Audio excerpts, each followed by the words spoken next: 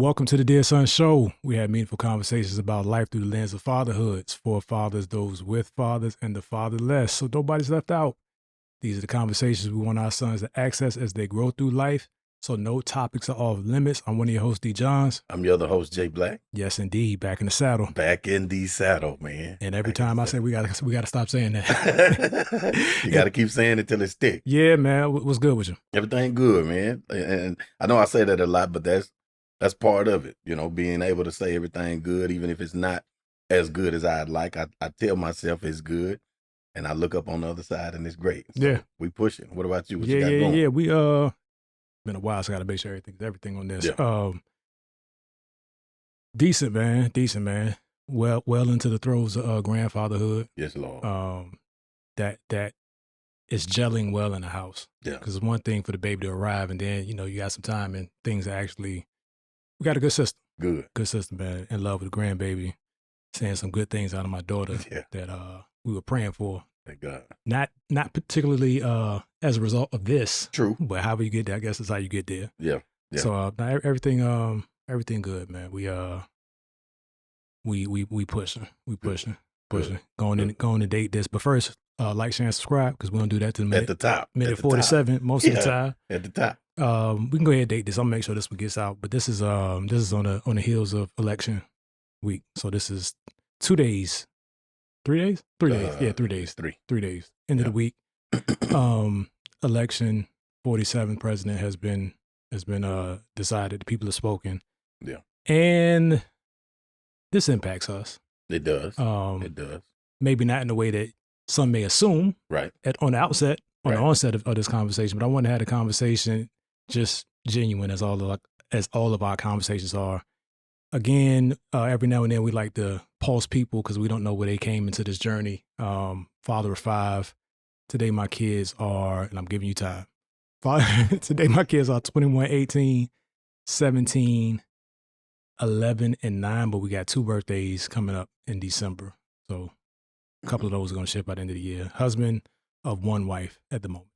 That's what I'm talking about. At all moments. At all moments, yeah. Sometimes you say stuff and you process it after it gets out there. Yeah. Of all moments, 1 wife. I'm a father of 6.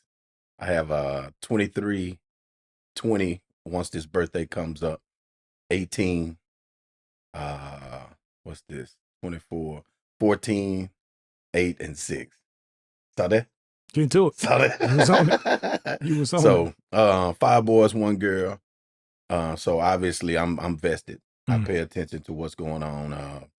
Without going too far in detail, 3 live with me. My first 3 from a previous marriage, they live in Houston still to this day. So 2 out of the 6 are out of high school. At the end of this school year, 1 more will be joining those ranks. So 3 down, 3 to go. So we focus. Same for me. 2 out. Our sons are seniors at the same school. Yes. We're neighbors. That's the other piece of it. Absolutely. But brothers, more importantly. More importantly, family. How do you want to kick this off, man? It's how did it go in your house? Or for you, I mean, how do you want to address it? I saw a lot inside of my house and outside. I feel like monumental events like this, a lot of times it'll expose things about people, about your character, about your stress, about how you cope or deal with stress. If perhaps an outcome didn't go in your favor, or if maybe the outcome did end up the way you wanted, but you didn't see it in the moment. So while it was unfolding, you were perhaps frustrated or uneasy about it. So a lot of times people say you don't really know a person until that pressure is applied. Now you see what you're working with. It's easy to be the comfortable representative when all things are going your way. But then once, something's not in your favor or what you feel like it should be, now things start coming out. So I feel like a lot of people that I've had discussions with are overly focused on things that are truly out of their control. Dealing with this election, you either cast your vote or you did not. And part of that is you did your part. You are allowed to have an opinion. Right. You did not do your part, but you still have criticism of the system or of the outcome. Makes no sense to me. You cannot do that. You know, you're just not allowed to enter the conversation because what are you bringing? If I would have, then I would have chosen. So that's unfortunate that people are so critical of things that they didn't even take part in the Right. first place. You know, what about you? I get it. I was pretty quiet this election, going through the cycles. I honestly didn't vote. The very first time I was of age to vote, I did not participate in the process, but I participated ever since then. Yes. And I'm 45, so I've caught up, folks. Yeah. Over time, I've developed my perspective of its importance. And while I believe that it is a privilege and a right to vote, I understand those that choose not to. I don't say that my views align with them, Right. but I guess that's part of the democracy, right? You participate or you don't. Right. But to your point, and inserting your opinion, I'm not really interested in it. Some people can make some compelling arguments as to why they don't, and then when the results turn out the way they predicted, Right. they think that further justifies them not participating in the process, and I'll leave that where it is. Yeah. I knew in my heart how it was going to turn out. Mm-hmm. I didn't vote that way. Right. And then after that, you kind of deal with the fact, well, did I vote for a loser? Did I knowingly vote for a loser? Yeah. And I'm not casting that. I'm not assigning that term to Vice President Harris, but it didn't. Nothing was in the favor of the Democratic Party winning. Period. Right. Regardless of who you put there, everything was a rush. It was a reactionary approach to Biden saying that he wasn't going to run. Got thoughts on him stepping down 2 years ago, but I mean, there's that. Right. So in my mind, there wasn't an ideal candidate. Yes. I understood who was more likely to win because of how people respond to them. Yes. The craziest thing that I saw was, like, yeah, I get being in your feelings afterwards. Yeah.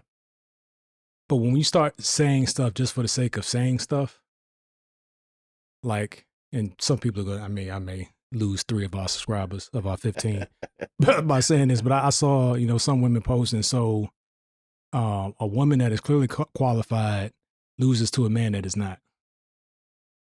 Without regard to how you feel the qualifications pan out, someone having done a job that you have not done implies that there is some level of experience. Right. And it's just hard that one was hard to, like, how do you say this person has no experience and this other one does when the inverse is actually true? Yes. So results are what they were, or what they are. We got the next 4 years.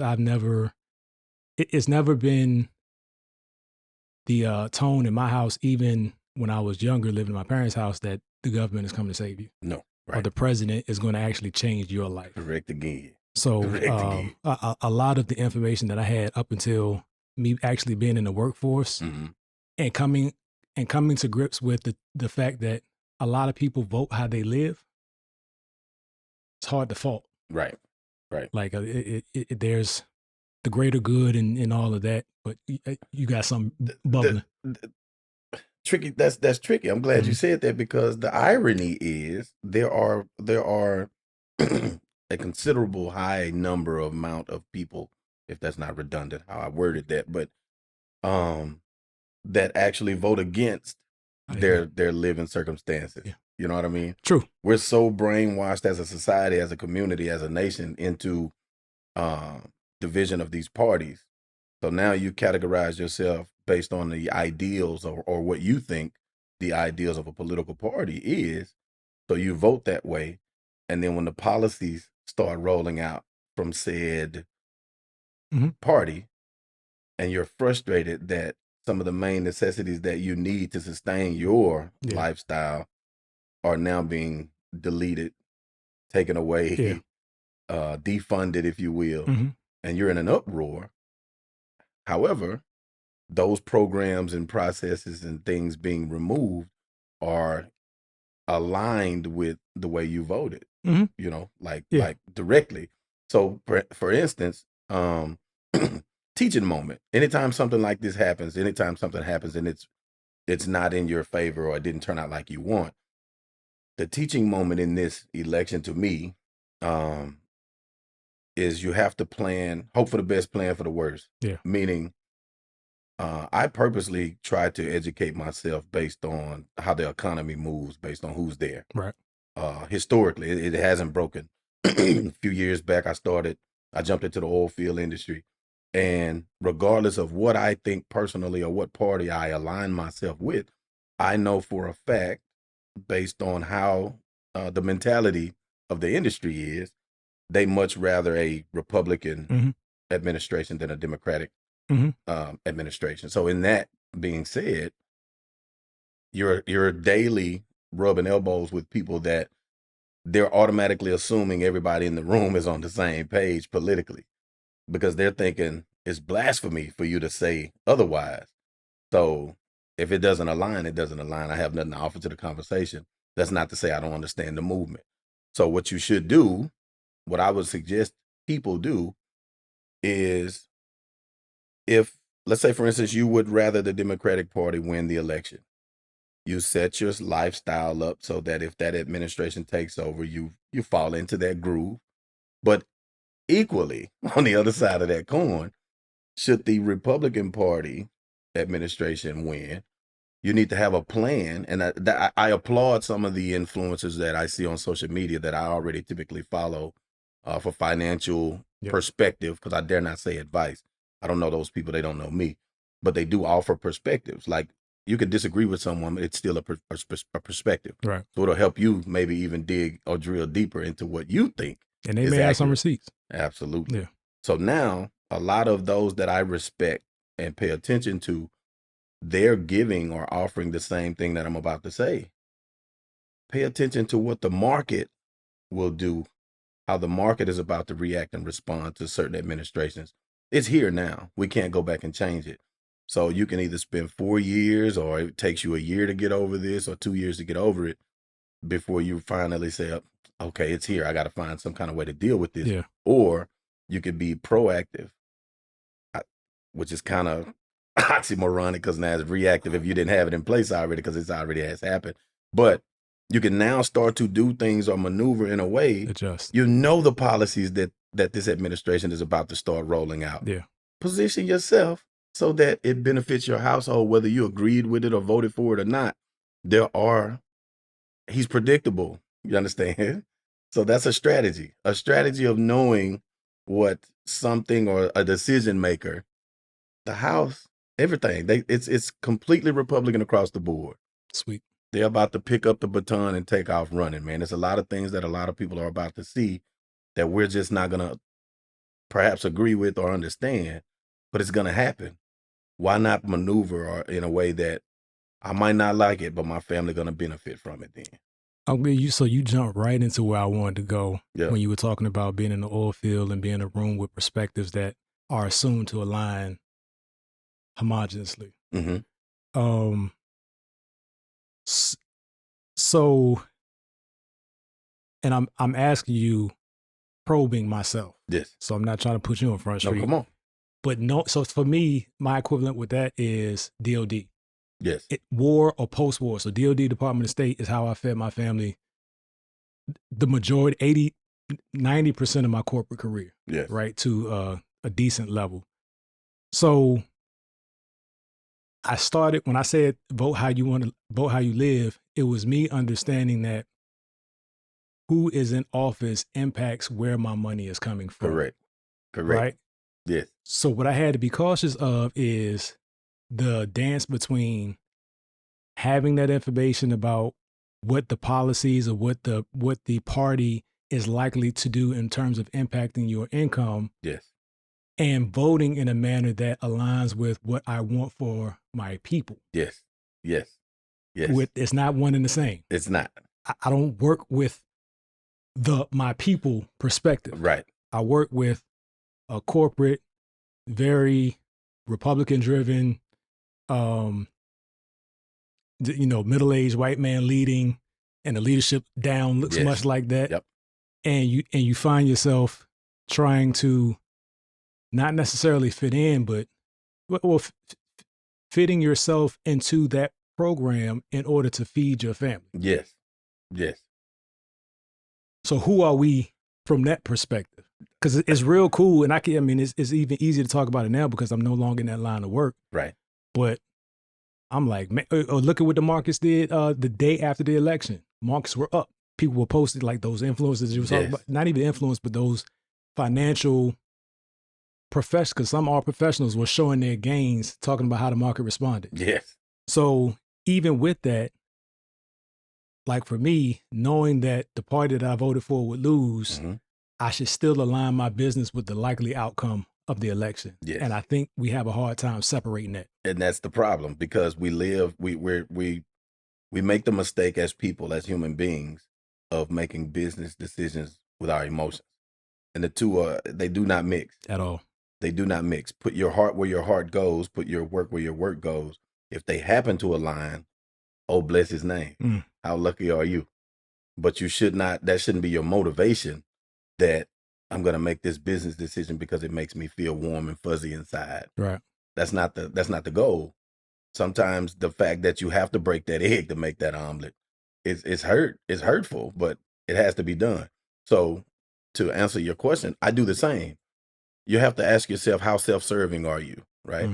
So I come from a place where historically the Democratic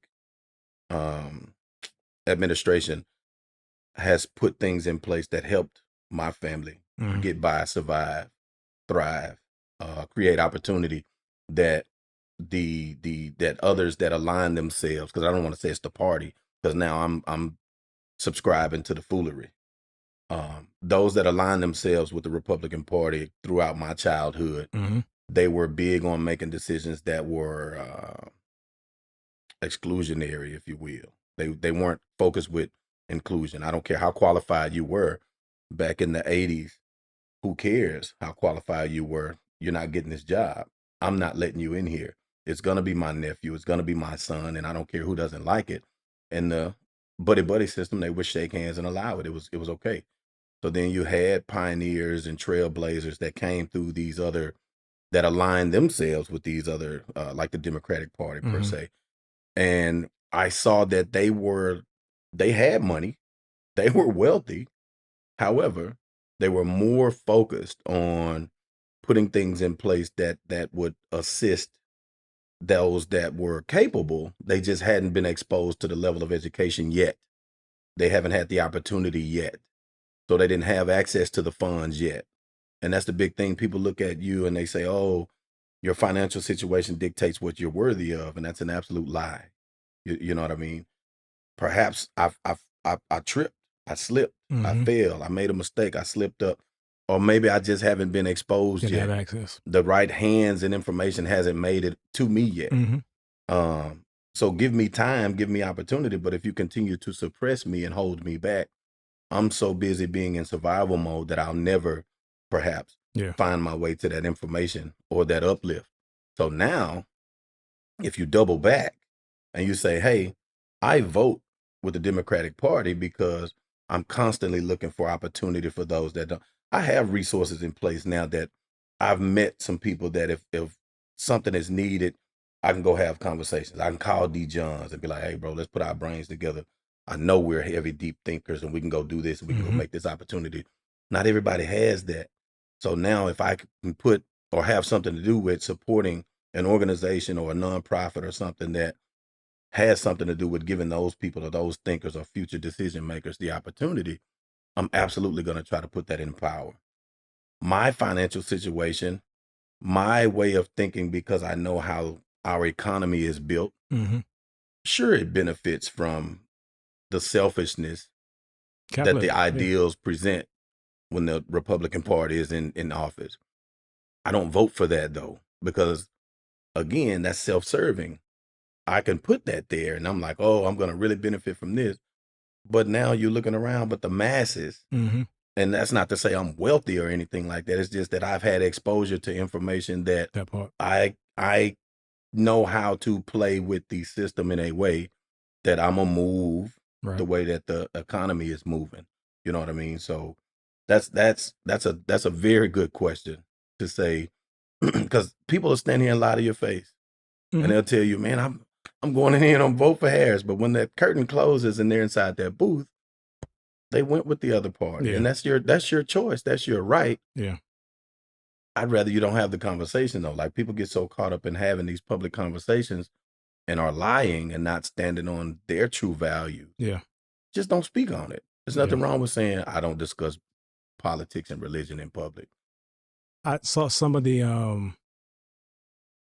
some of the perspectives that were popular was the idea that you can't force me to vote for a party just because historically people that look like me did that. Right. The reality is whatever party you align with, you're likely aligning with something that you morally don't agree with. Right. It's a package deal. Yes. You don't get to exclude, well, on the condition of right. Whatever,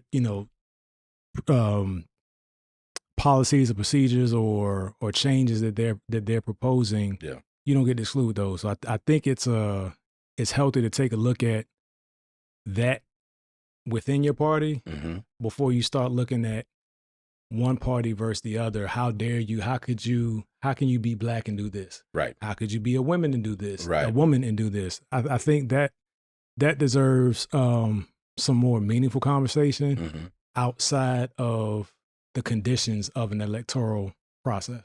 I agree.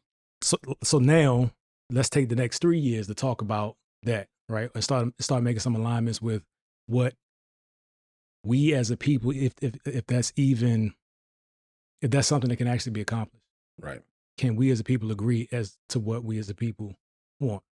That's not my call, but I think there's a lot of room for improvement in terms of the why your position is what it is. I think largely a lot of it is still tradition. Yes. And my mama did this, my daddy did this. I'm this, so I belong with this party. And the parties have changed over time. The positions of the parties have changed over time. So historically, so how true is it that that what you believe a party to be is actually what you believe it to be? Did you or have you had to put space and distance between you and other folks on the basis of the electoral cycle? No, and the reason I say no is because I don't allow it to bother me like that. I hear some of the most ignorant comments I've heard since the last election. Every election, and that's weird, but people, it's almost like people reinvent themselves every 4 years for the election, like they didn't know that the election was coming. Death and taxes are certain. Elections every 4 years for the president of the United States. It's certain. So the shock of, I can't believe, I don't understand that. So now you'll get people, they live so in the moment and they're so caught up. And I'm a very passionate person, something rubbed me or strike me and I'm passionate about it. I'm fired up as well. The election just it's not one of those things because all I can do is go cast my vote and go and watch for the results and move accordingly after that. So you got people that couldn't function. Yeah. Like damn near couldn't breathe. Broke down. I saw people cry. Yeah. I saw people like shaking. And I don't mean to laugh at it because I don't want to belittle their passion for it or how it strikes them. That's just something to me that doesn't add up, and that's fine. It doesn't have to make sense to me. That's your feeling, your emotion, your opinion. Yeah. But let's say Vice President Harris would have won. And so now these same people that are furious are jumping for joy. And now the supporters of the other side, they're distraught. What would you do different now that you're not about to do now anyway? You didn't have a certain investment that was on standby. You didn't have a certain company that if she won, you were guaranteed the funding for it. Your customer base or your market, the education perhaps was not going to move. We don't know that. Yeah. That's another thing. I've noticed criticism about, I'm going to say this. People not going to like it. I don't care. To me, I'm guilty of not watching with I didn't put Vice President Harris under a microscope. I did not. Mm-hmm. However, when the shift or the pivot took place, it was such a good time that everybody was so happy that it went from Biden to Vice President Harris that nobody was initially nobody was asking the hard questions. And then if you did, as an educated person that was like, hey, I want to give you my vote, but what you gonna do? Yeah. Like we're handing our vote to people on face cards. What are you gonna do when you get in there? Clarence Thomas. Cool statements. If you didn't know Clarence, you'd be like, my He's boy Clarence finna come get that thing. But now, a lot of people that voted for Harris, including myself, I seriously doubt that they touched Clarence Thomas. Right. You get what I'm saying? Yeah. So how do you feel about that? Do you think that, and I don't want to turn this into a bashing session, I really want to use this more so to motivate our audience on maybe if we would have asked the hard questions, we would have motivated a different response or reaction. Some people are saying she took a comfortable campaign and did a lot of celebrating before the victory. Pandering. A lot of pandering. We partying, we dancing, we singing. Yeah, Meg Thee Stallion is not gonna get my vote. No. Not for president. Maybe if it was the R&B awards or something like that, it'd make more sense. Yes. And I'm not bashing. It don't matter who you put there. LL Cool, whoever. Jay-Z doesn't get my vote for that, and that's saying a lot for me because it's great rapper all time. Great rapper all time. Not talking about his moral character, but the words that he puts together. I've seen people that feel like I couldn't tell you 3 things that she said she was going to stand on when she got into the office, right? She's going to make things better. That's what I mean. So here's the thing. And I'm sorry to cut you off. No, I was sending that to you. When you said, if we asked the hard questions, I think if we didn't give a pass on the answers to the hard questions, because there were some outlets that were asking tough questions, but it was, in all fairness, did she actually have time to, and this is not the poor person that lost, and giving all these excuses. Yes. The party screwed this up. Yeah. Like having 100 days to mobilize your campaign for whoever you are, especially saying that you are the chosen one and we're not going to look don't look any further. You know what I'm saying? First woman, and she Black. And I think we got attached to the hype. Yes. Yes. So yes. My concern, coming from my background, and this is just my lived experience yielding this concern, is how seriously other world leaders would take her when it comes to matter of war. Correct. And there's always war looming, and whether that's right or wrong, that they should accept it. The U.S. is the only country that doesn't want to legislate morality. I shouldn't say the only, but if you look at some of the other countries, if you ever travel, one thing that I've learned traveling the world for work, going to these places that are not the garden spots. So I'm not talking about gallivanting around the earth. I'm talking about Afghanistan, Iraq, Haiti, places where you typically wouldn't want to be. Yes. You understand what freedom isn't. Correct. When you go to these places. Correct. When you sit here in the United States of arrogance, you have a warped perspective of what is due you and what becomes common to us that's not common in other places in the world. It's not. Other places in the world look at us like, how they people are crazy because they don't have control over them. And we look at them like, how dare you control your people like that? It's a conversation. That's kind of why it happens that way. Yeah.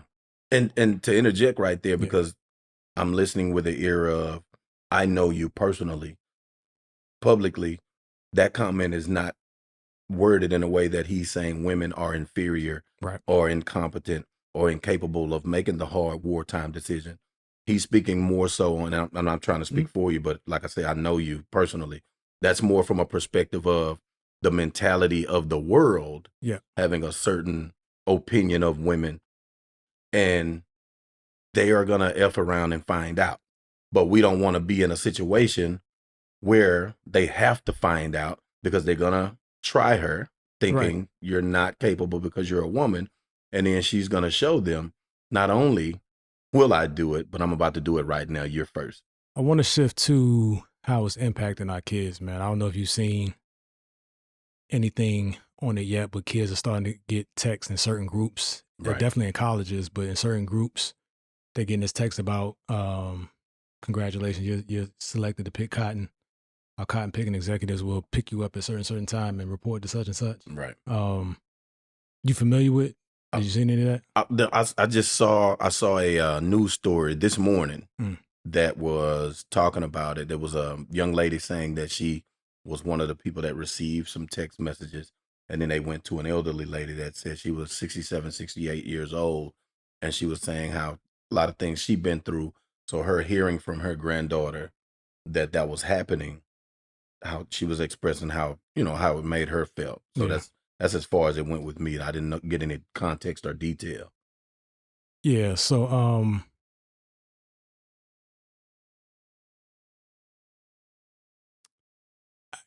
I mean, it's not the first time we've seen stuff like this, but some of the outrage, and I'm not saying that flippantly, was see, I told you this was going to happen. Right.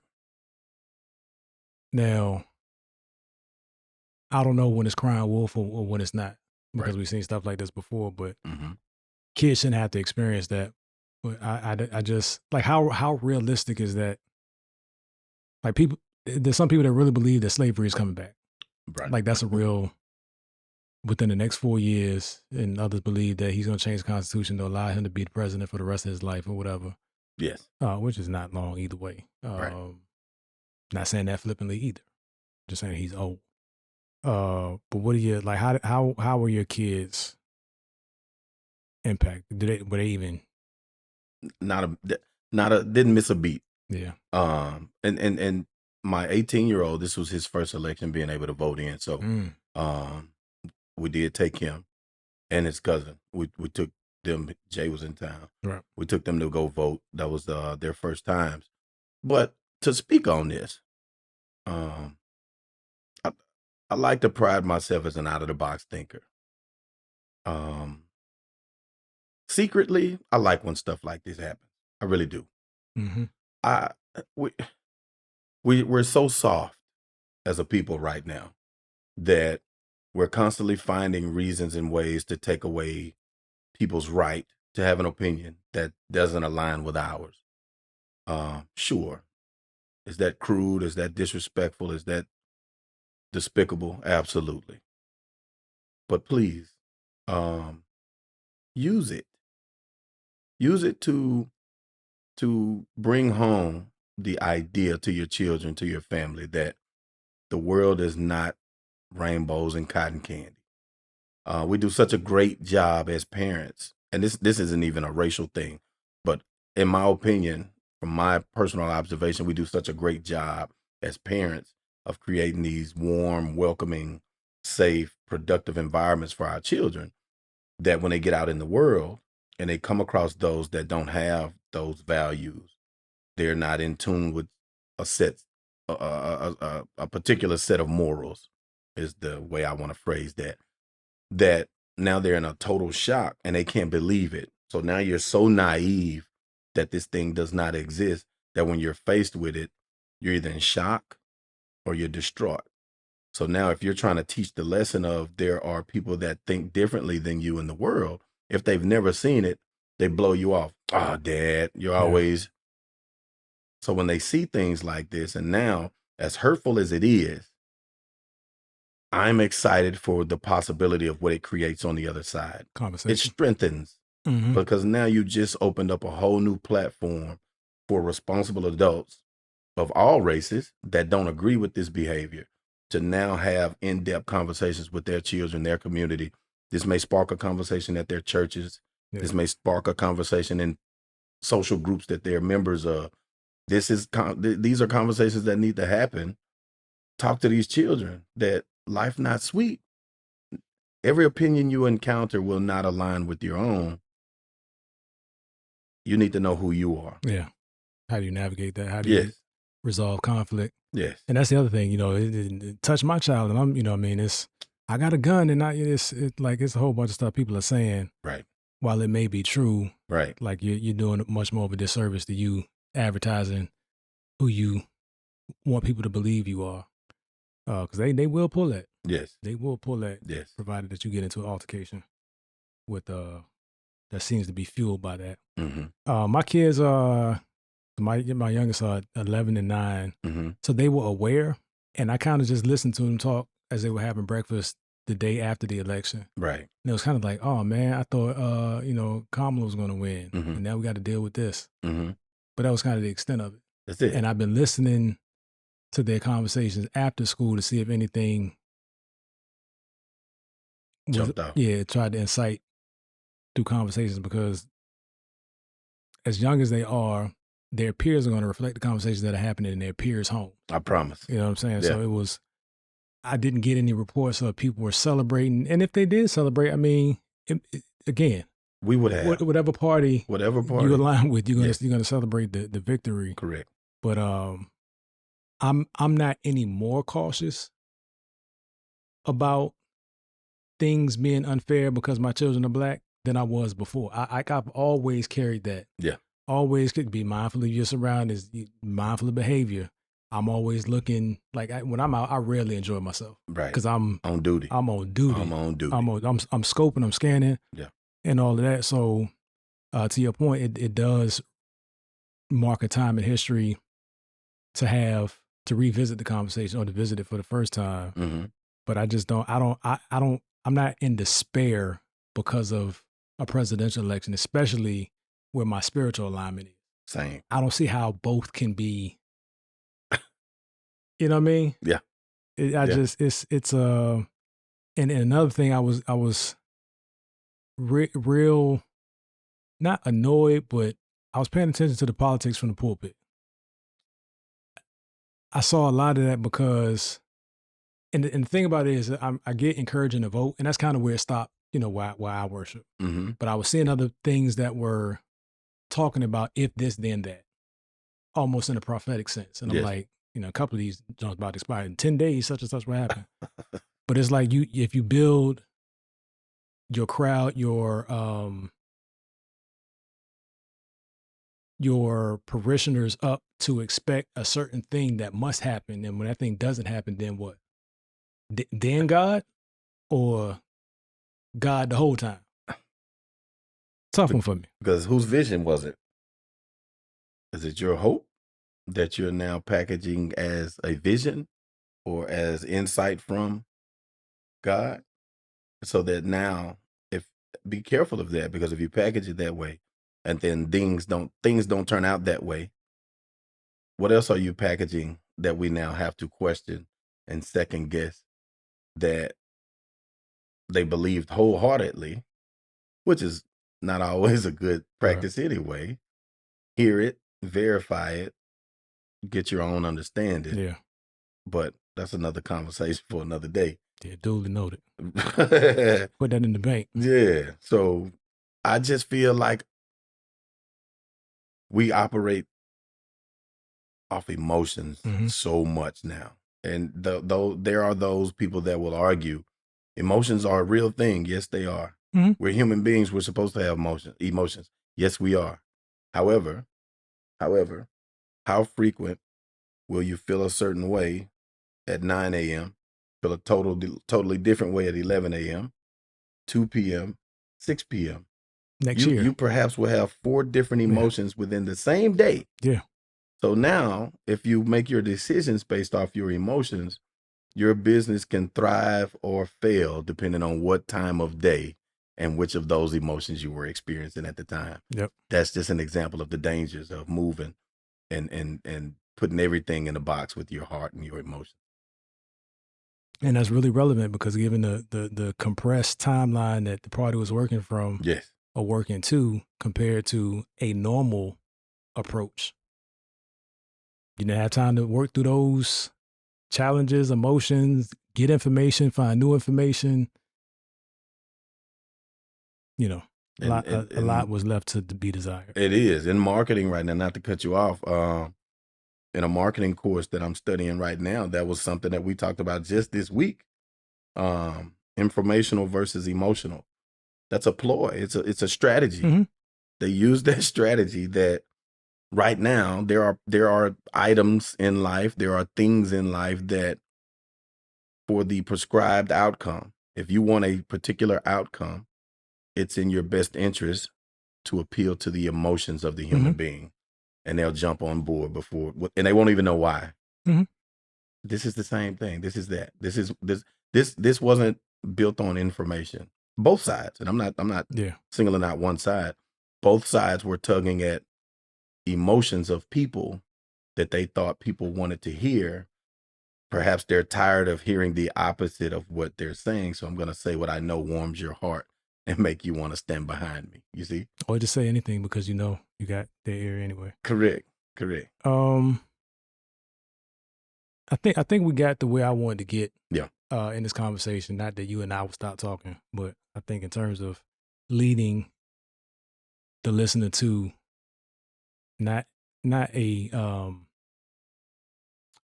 specific result, but leading the conversation, like initiating, prompting. I think a lot of what we do is light prompts. Yeah. It was our experience. You think about it, you talk about it, bring some information back. Right. And we really mean that. Bring the information back. Please. Get in the comments on IG or in this video, however you're consuming it. If it's on audio, I think you can comment anywhere on any platform. Right. So with that, felt good to be back. Yeah. Had a minor meltdown because I had a technical issue that I think been resolved. I know for sure that you guys are going to hear this. Yeah. I know you're going to hear it. The visual is, we're going to get it together. Yeah. Get it together. What you got? I want to say aloud, I'm thankful. Over the last 2 weeks specifically, for whatever reason, well, I don't want to say for whatever reason. I know one of the reasons. Like we actually do have this merch, Dear Son. Yeah. I wear Dear Son shirts almost everywhere I go. I was in Germany this past summer, and people were asking about it, talking about it. I'm in school. I'm still in school right now, college here in the DFW area. And I wear Dear Son shirts on campus all the time. I believe in it. I stand on it. I stand by it. I stand with it, behind it. Every kind of way you can support it, I'm with it. So therefore, because I believe in it so much, I wear the shirts. I'm not just wearing it for attention. Like, look at me, come look at this podcast. We don't shoot the podcast for that. That's not our motivation. However, the information that is put out is genuine. It helps us. We continuously hear from others that say it helps them as well. Yep. But in the last 2 weeks, a considerable amount of people have brought it to my attention. They were like, "Hey, what's that? You know, I see you wear those shirts. What is it?" And once I say, "Hey, it's a podcast. What is it about? Like what do you talk about?" So once they find that out, I'm thinking it's just conversation. Every person that I've had that conversation with over the last 2 weeks, the next time I saw them on campus, they were like, "Hey, man, I went to check out the podcast. I love it." Even one of my professors, he was like, "Man, I'm 3 episodes in." I said, "You like it?" He said, "Do I like it? I just told you I'm 3 episodes in." So he started naming titles of different ones that stood out to him. He's like, "Man, I'm going to share this at the church. I got some guys and friends that I want that can really benefit from this." That means a lot. We're very thankful for that. We're not doing it for the attention. We're doing it for the progress within our own homes.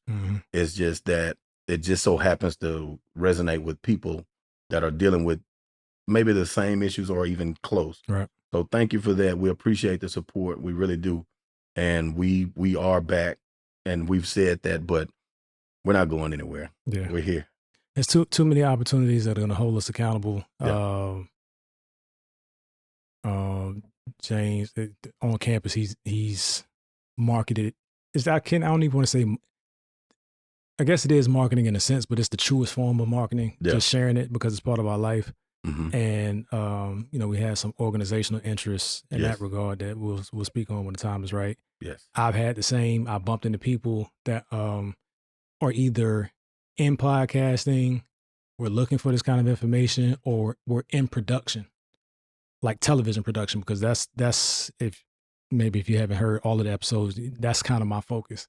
My focus was never to be this guy on screen all the time. Right. So I mean, this one is personal to me, and in other conversations where I feel very strongly about, I'll probably jump on. But my whole goal is to create the catalog that's available to men and women, for men to be better men, for women to better understand some men.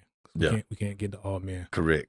Yeah, that's so dearsonpodcast.com is where you can find it. The dearsonpodcast.com.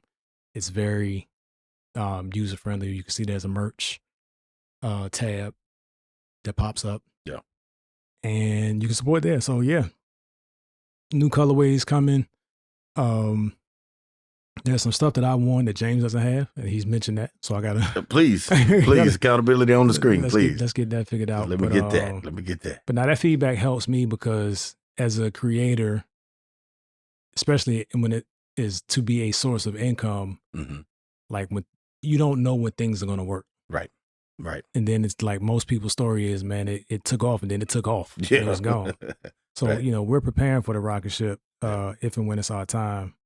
But hearing that feedback, and I wear it to like that, a couple of the designs that it's clear that it's a podcast. Like, well, so where's your podcast on? And I forget that I'm wearing the shirt. Yep.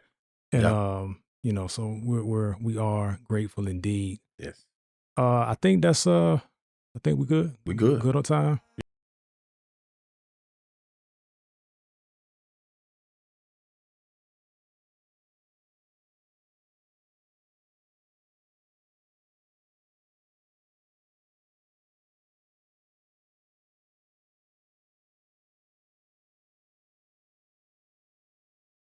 Five, 6, 7, 8. I just pull it out and count for nothing when I'm feeling great.